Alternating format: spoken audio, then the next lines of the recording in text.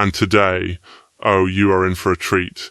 We're going deep into a timeless philosophical classic through the lens of a modern translation and commentary. I'll be sharing highlights from the paper Boethius's Consolation of Philosophy in the Sayles translation and commentary, written by S.C. Sayles. So, first things first, what's this paper about and why should you care? At its heart, the paper explores a really haunting question. When everything you value falls apart, your reputation, your freedom, your hope for justice, can reason alone actually console you? Can pure philosophy give you real comfort in the darkest moments of, radical injustice and impending death? Wow, talk about stakes, right? This isn't just theory for the sake of theory. It's about whether meaning itself can survive when life gets absolutely turned upside down. So S.C. Sayles, the author, approaches Boethius' Consolation of Philosophy not as disguised Christian theology, not as typical pagan Stoic wisdom, but as what Sayles calls a kind of experiment, a controlled test. Just how much can reason, unaided by any sort of religious revelation, offer to someone in absolute crisis? The paper is careful not to push Boethius in any theological direction. Let's talk methods and flavor. Sayles' edition is all about discipline. Instead of correcting Boethius or reading stuff into what's not there, the commentary lets Boethius' own project run its course before asking big theological questions. So imagine Boethius, wrongfully imprisoned, facing death, grappling with whether the universe is still rationally just. He decides very intentionally to bracket his Christian views and see how far philosophy alone can take him.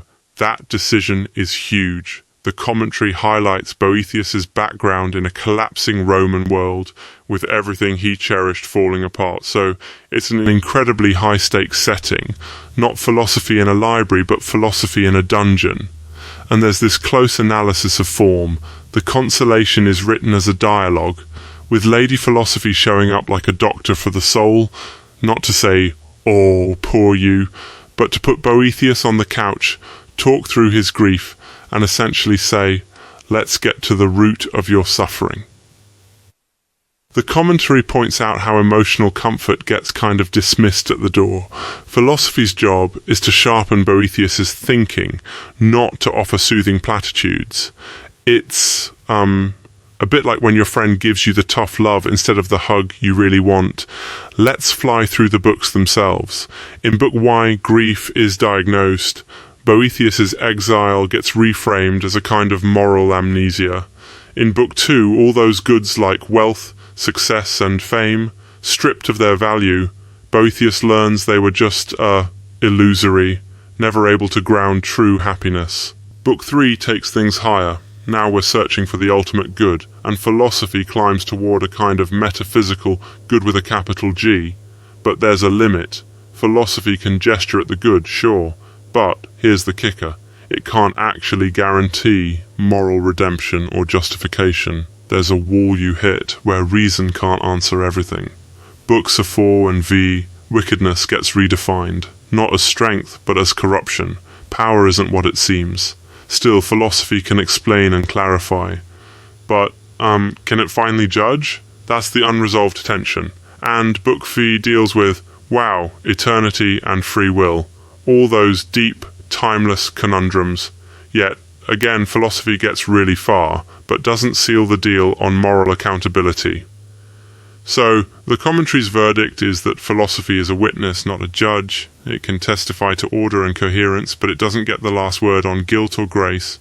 Why does this matter for you, listening at home or on your commute? Honestly, if you've ever wondered, when everything falls apart, what tools do I have left? Can pure reason alone keep me afloat? Or is something more needed? This conversation is yours.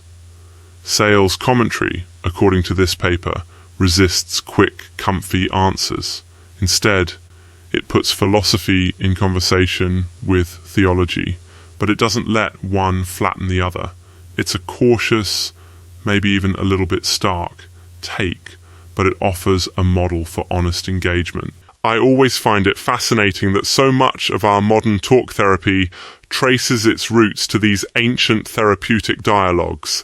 There's something deeply human about wanting not just answers but frameworks for making sense when the world feels upside down. This paper argues that the Sayles edition of the Consolation of Philosophy gives us a disciplined, honest look at what philosophy can and cannot do for suffering humans when all else fails.